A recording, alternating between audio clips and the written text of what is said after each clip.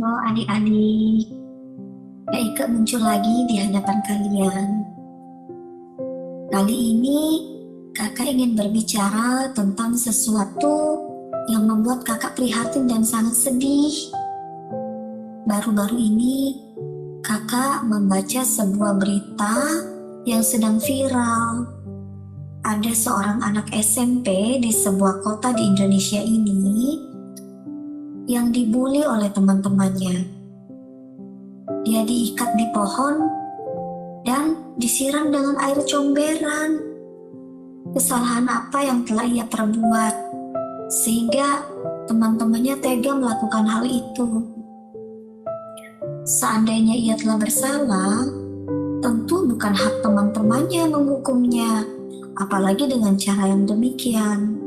Coba kita bayangkan, bagaimana perasaan anak itu ya? Mungkin ia merasa kesepian karena tidak memiliki teman-teman yang mengerti dirinya. Mungkin ia takut dan terluka. Kakak sering menjumpai ada anak-anak yang tega menghina dan membuli sesamanya. Anak-anak itu mungkin menghina orang lain karena kemiskinan atau kesederhanaan orang itu, atau karena teman yang mereka bully tidak berprestasi di sekolah. Ada juga yang dibully karena ketahuan melakukan kesalahan. Bahkan ada yang menghina orang lain karena orang tersebut memiliki kekurangan fisik. Tapi kita harus menyadari bahwa setiap manusia adalah ciptaan Tuhan, dan ketika kita menghina sesama kita, itu sama dengan menghina pencipta. Tuhan menciptakan kita dengan penuh kasih dan perhatian. Manusia diciptakan serupa dengan gambar Allah. Saat menciptakan manusia, Allah menghembuskan nafas hidupnya ke dalam lubang hidung manusia, sehingga kita memiliki pola pikir dan perasaan yang sama seperti Tuhan. Itulah kemuliaan yang kita miliki, yang membedakan kita dengan ciptaan-ciptaan yang lain. Tapi karena manusia jatuh dalam dosa, kemuliaan Allah itu hilang dari dalam manusia. Kita tidak lagi memiliki pikiran dan perasaan yang sama seperti Kristus. Dosa membuat kita bagaikan kain yang kotor. Kita berpikir dengan menjadi orang kaya, orang yang terkenal, tampil tampan dan cantik, memiliki prestasi, memiliki banyak penghargaan dan piala, membuat kita layak dihormati dan dikagumi. Sehingga bila kita memiliki kekayaan, pintar, tampan atau cantik, kita mudah meremehkan orang lain. Atau bila kita merasa tidak kaya, tidak pintar, tidak tampan, tidak cantik, kita merasa minder dan tidak berharga. Ingat adik-adik, kemuliaan kita adalah ketika kita memiliki pikiran dan perasaan yang terdapat pada Kristus.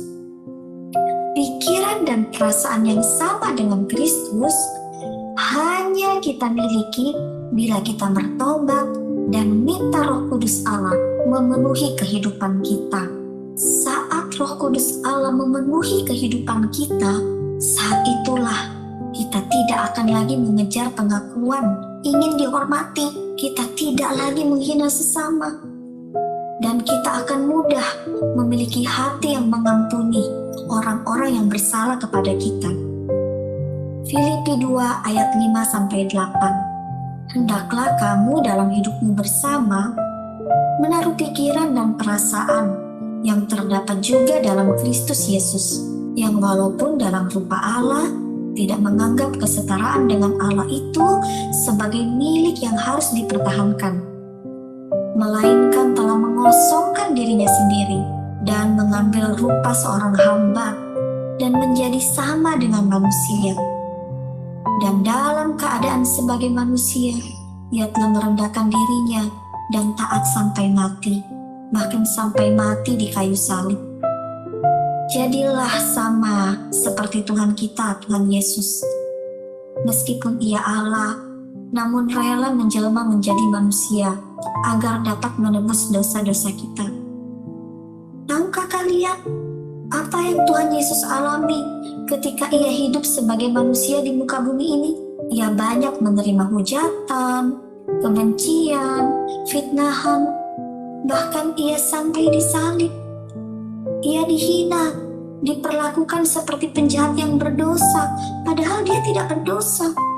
Tapi ia rela menerima perlakuan-perlakuan jahat itu karena ia memiliki tujuan yang mulia, tujuan yang besar, bahwa ia harus menebus dosa-dosa kita, umat manusia, agar gambar diri Allah di dalam diri kita yang telah rusak dipulihkan kembali, sehingga kita memiliki pikiran dan perasaan yang sama dengan Kristus, berpikir yang mulia, dan menjadi manusia yang mulia dan berharga. Adik-adik, mari datang kepada Tuhan Yesus. Tuhan Yesus mengasihi kita. Terimalah kasih-Nya, dan biarlah Ia bekerja di dalam hidup kita semua. Tuhan Yesus memberkati adik-adik. Mari kita berdoa. Tuhan Yesus, terima kasih untuk pelajaran yang berharga yang telah kami terima. Kami buka hati kami, biar roh Tuhan masuk dalam hati ini. Tubuh kami adalah baik-Mu, jadilah pada kami apa yang Tuhan kehendaki. Kami percaya ketika Tuhan ada di dalam kami akan bertumbuh menjadi manusia yang memberkati, sebagaimana Tuhan memberkati. Orang-orang di sekitar kami akan melihat kemuliaan Tuhan di dalam hidup kami, dan mereka pun akan memuliakan Tuhan. Ini doa kami, dalam nama Tuhan Yesus Kristus. Amin.